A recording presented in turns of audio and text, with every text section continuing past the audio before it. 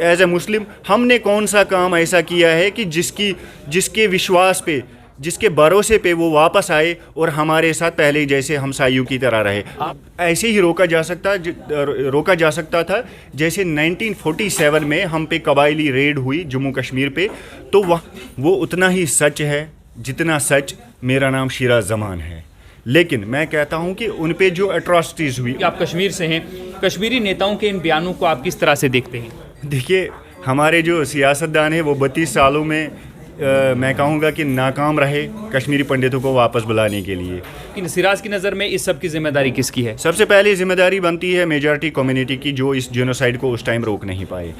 उससे बढ़कर जिम्मेदार हैं हमारे सो कॉल्ड पॉलिटिशियंस या हमारे सियासतदान। जो जब से दी कश्मीर फाइल्स फिल्म जो है वो रिलीज़ हुई है, उसके बाद हर किसी की बात करें तो हर कोई जो है वो इस पर सियासत करना चाहता है और इस फिल्म के माध्यम से अपने चेहरे चमकाना चाहता है। लेकिन इस वक्त कश्मीर घाटी से मेरे साथ सिराज जी मौजूद हैं, जिन्होंने कि एक संगठन टीम कश्मीर रिनेसेंस जो है वो बनाया है इस फिल्म के बाद। इनसे जानेंगे कि आखिर इसका मकसद क्या था इस ऑर्गेनाइजेशन को बनाने का। सिराज, सबसे पहले तो स्वागत करूँगा आपका। Thank you so much. आपने हमें इस काबिल समझा कि हम अपने जम्मू कश्मीर के युवाओं की बात करें, अपने कश्मीरी पंडित भाइयों की बात करें, तो आपका बहुत बहुत शुक्रिया। सर, क्या मकसद था टीम कश्मीर रिनेसेंस को बनाने का कश्मीर फाइल्स के बाद?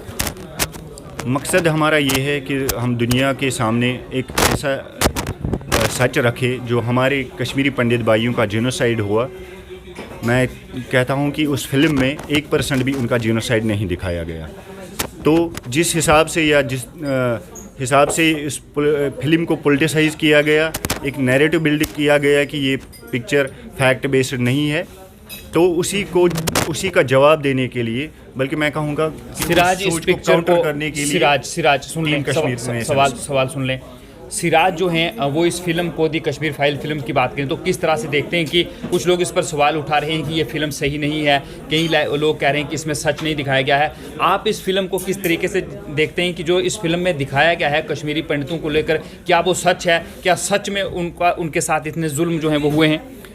वो उतना ही सच है जितना सच मेरा नाम शिराज जमान है। लेकिन मैं कहता हूं कि उन पे जो एट्रॉसिटीज़ हुई, उनका जो जेनोसाइड हुआ, वो इस पिक्चर में पूरा नहीं दिखाया गया है, बल्कि उनका जीनोसाइड 1% दिखाया गया है। अदरवाइज़ इस पिक्चर में जो भी फैक्ट्स जो भी दिखाए गए, जो भी सीन्स पिक्चराइज किए गए हैं, वो सारे फैक्ट बेस्ड है। उसमें से एक भी चीज़ ऐसा प्रोपेगेंडा नहीं है या कोई पॉलिटिकल स्टंट नहीं है। कश्मीर के नेताओं की बात करें, महबूबा मुफ्ती की बात करें, उमर अब्दुल्ला की बात करें या फिर बाकी कुछ लोगों की बात करें, तो वो इस फिल्म को लेकर सवाल उठा रहे हैं कि बीजेपी की बात करें तो वो इस फिल्म को प्रमोट कर रही है, ये सही नहीं कर रहे हैं, सियासत इस पर की जा रही है। कश्मीरी नेताओं, क्योंकि आप कश्मीर से हैं, कश्मीरी नेताओं के इन बयानों को आप किस तरह से देखते हैं? देखिए, हमारे जो सियासतदान हैं वो 32 सालों में मैं कहूँगा कि नाकाम रहे कश्मीरी पंडितों को वापस बुलाने के लिए। अब उनके पास दुकानें चल रही थी 2019 से पहले, काफ़ी उनके पास बेचने के लिए था। अब जब उनके पास कुछ बेचने के लिए नहीं रहा, तो चलिए कश्मीर फाइल्स को प्रोपेगेंडा बना के ही वो शायद अपना वोट बैंक खड़ा कर सकते हैं। लेकिन अब वक्त बदल चुका है। हम चैलेंज देते हैं उन सियासतदानों को जो आज तक हमारे नौजवानों को पॉलिटिसाइज करते रहे, एक्सप्लॉइट करते रहे, एक नैरेटिव के नाम पे, कभी दूसरे नैरेटिव के नाम पे। वक्त बदल चुका है। हमारे जैसे नौजवान जिनोसाइड वहाँ पर हुआ, ये जो जिनोसाइड वहाँ पर हुआ, कश्मीरी पंडित 90 के दशक में वहाँ से माइग्रेंट हुए, क्या आपको लगता है कि इसको रोका जा सकता था? एक विशेष समुदाय जो वहाँ मेजॉरिटी में था, अगर वो सामने आता तो इन सब चीज़ों को रोका जा सकता था उस समय? बिल्कुल एग्जैक्टली, उसको ऐसे ही रोका जा सकता था जैसे 1947 में हम पे कबायली रेड हुई जम्मू कश्मीर पे, तो वहाँ छोटे छोटे बच्चे निकले और एक मशहूर नारा लगता था जम्मू कश्मीर में, खाली हाथ नहते लोग आए लाठियाँ लेके उन कबायलियों को रोकने के लिए, और नारा लगता था, हमला आवर खबरदार, हम कश्मीरी है तैयार। अगर वही विल 90s में मेजॉरिटी कम्युनिटी ने दिखाई होती तो आज कश्मीरी पंडित भाइयों का जीनोसाइड नहीं देखना पड़ता। वही लोग सवाल उठा रहे हैं जो उस समय सरकार में थे, जिनके पास पावर थी, जिनके हाथों में पूरी पावर थी उस सब चीज़ों को ठीक करने की। उस समय तो वो यहाँ पर सब कुछ ठीक नहीं कर पाई, लेकिन आप सवाल उठा रहे हैं। आप इसके जिम्मेदार किसको ठहराते हैं? आपकी सिराज की नज़र में इस सब की जिम्मेदारी किसकी है? सबसे पहली जिम्मेदारी बनती है मेजॉरिटी कम्युनिटी की, जो इस जीनोसाइड को उस टाइम रोक नहीं पाए। उससे बढ़कर जिम्मेदार हैं हमारे सो कॉल्ड पॉलिटिशियंस या हमारे सियासतदान जो उस टाइम एक स्टैंड नहीं ले पाए कि कश्मीरी पंडित भाइयों की सिक्योरिटी या इनका जीनोसाइड रोकना किस तरह से मुमकिन हो पाता, वो इस बात को इजीली लेते रहे। और बदकिस्मती की बात है, हमारे बड़े बड़े लोग इस्तीफ़ा दे के लंदन चले गए और हमें जम्मू कश्मीर के लोग जिनसे ये आज भी बेशर्म हो के वोट मांगते हैं, उन बेशर्मों को ये भी दिमाग में बात नहीं आती है कि जिन लोगों से आप वोट मांग रहे हैं 90s में आप उनको राम भरोसे छोड़ के कश्मीर पे बंदूक के कल्चर, बंदूक के दहाने पे, बंदूक के सामने खड़े रख के आप खुद लंदन और दुबई चले गए। मैं उन बेशर्म सियासतदानों से को चैलेंज करता हूँ कि आप किस मुंह से इनसे वोट लेते हैं, किस मुंह से बोलते हैं आप कश्मीर फाइल्स झूठ है। क्या आप वही लोग नहीं हैं कि कश्मीरी पंडितों का जेनोसाइड होता रहा, आप दिल्ली में फ्लैट्स बनाते रहे, आप लंदन में अपने बिजनेस एस्टेब्लिश करते रहे। कश्मीर फाइल्स फिल्म बनाने से क्या आपको लगता है कि कश्मीरी पंडितों की घाटी वापसी हो जाएगी? देखिए, दिखाना ज़रूरी था जो उनके साथ हुआ, क्योंकि 32 साल के बाद किसी ने हिम्मत तो ज़रूर की इस चीज़ को दिखाने की, लेकिन आपको क्या लगता है कि इन सब चीज़ों से कश्मीरी पंडितों की वापसी जो है वो संभव हो पाएगी? देखिए, किसी मूवी से किसी की वो घर वापसी तो मुमकिन नहीं है, लेकिन एक मैसेज जाता है कम्युनिटी को। जिस भ्रम में आज तक इन सियासतदानों ने यहाँ के जम्मू कश्मीर के लोगों को रखा था, खासकर कश्मीरी युवाओं को रखा था, उस भ्रम को तोड़ने के लिए ये मूवी का आना ज़रूरी था।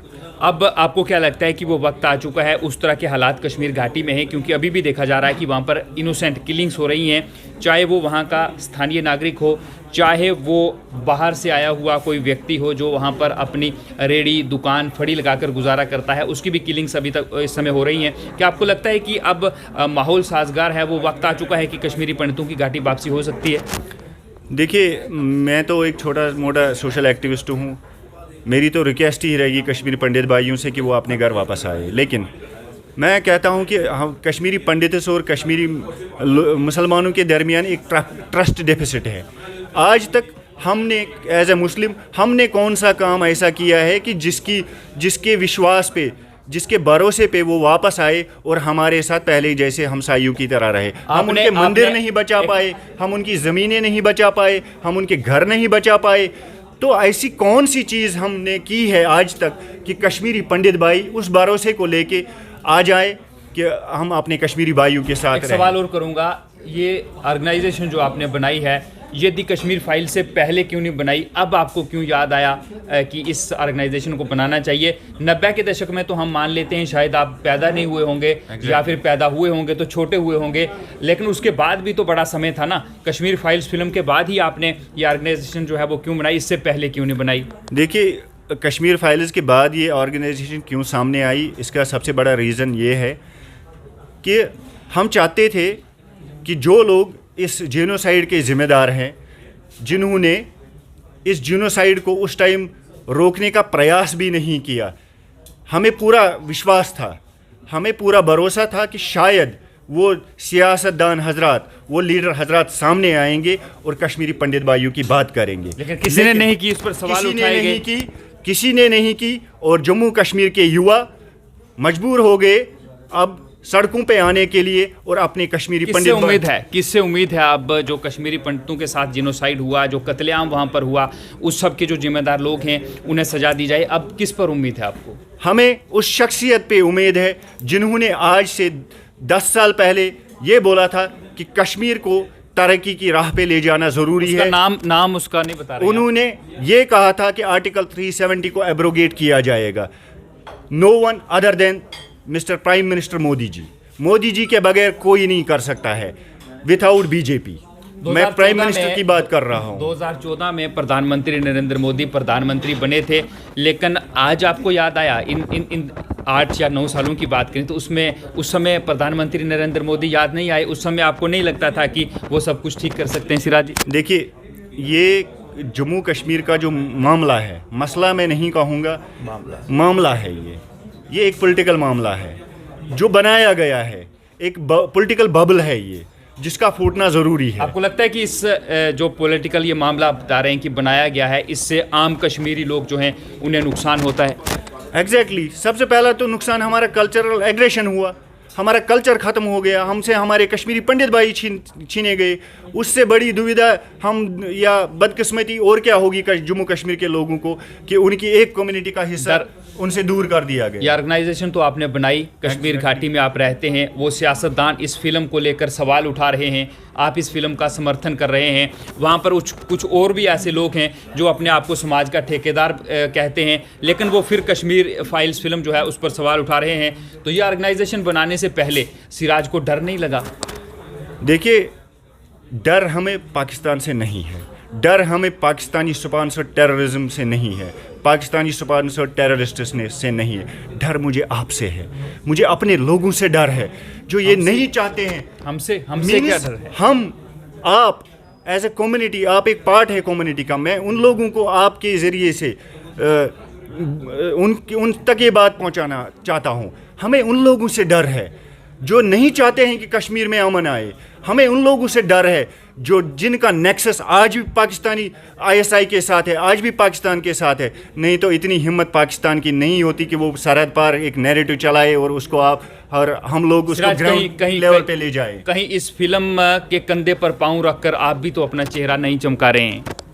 वो आप कश्मीर रिनेसेंस इस प्रेस कॉन्फ्रेंस से पहले भी आप मेरे इंटरव्यूज़ देख सकते हैं, मेरी बात सुन सकते हैं, सोशल मीडिया पे जाके देख सकते हैं कि 2002 से ही मैं एक्टिव सोशल एक्टिविज़म में हूँ। मैंने तब भी टेररिज्म के खिलाफ बात की, मैंने तब भी कश्मीरी पंडित भाइयों की समर्थन में बात की, आज भी बात कर रहा हूं। आप सोशल एक्टिविस्ट हैं, लेकिन आपने बीजेपी की तारीफ जरूर की है। बीजेपी की नहीं, सॉरी टू से, बीजेपी की बात मैंने नहीं की, प्रधानमंत्री नरेंद्र मोदी की आपने तारीफ की। आने वाले समय में कहीं ऐसा तो नहीं होगा कि जब अगली प्रेस कॉन्फ्रेंस हो तो हम सिराज को देखें कि सिराज बीजेपी में शामिल हो गए हैं? देखिए, बात ये है, अगर ये एक सोच, कश्मीर रिनेसेंस एक सोच है, एक मिशन है हमारा कि हम अपने जम्मू कश्मीर को कैसे तरक्की की राह पे ले जाए।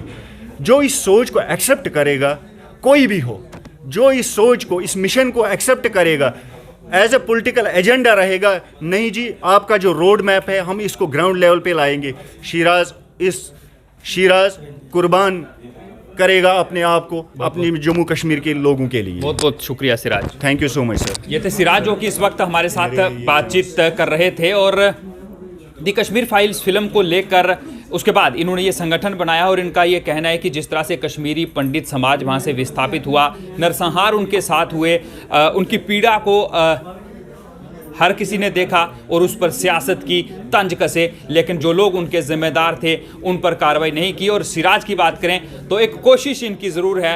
हमने इनसे सवाल पूछा कि पहले क्यों नहीं बनाया, तो इन्होंने कहा कि वो 90 के दशक में ये अभी पैदा नहीं हुए थे, लेकिन जब इन्हें सोच आई तब इन्होंने ये संगठन जो है वो ज़रूर बनाया और एक कोशिश जो है वो की है उन लोगों को सजा दिलाने के लिए। और प्रधानमंत्री नरेंद्र मोदी की बात करें तो उन पर इन्हें विश्वास है कि वो उन लोगों को सजा ज़रूर देंगे जो कश्मीरी पंडितों के जेनोसाइड के जिम्मेदार हैं। इस सब को लेकर आपकी क्या राय है? कमेंट बॉक्स खुला है, कमेंट ज़रूर करें। फिलहाल मुझे रवि शर्मा को दें इजाज़त। आप देखते हैं लाइव वायर। नमस्कार।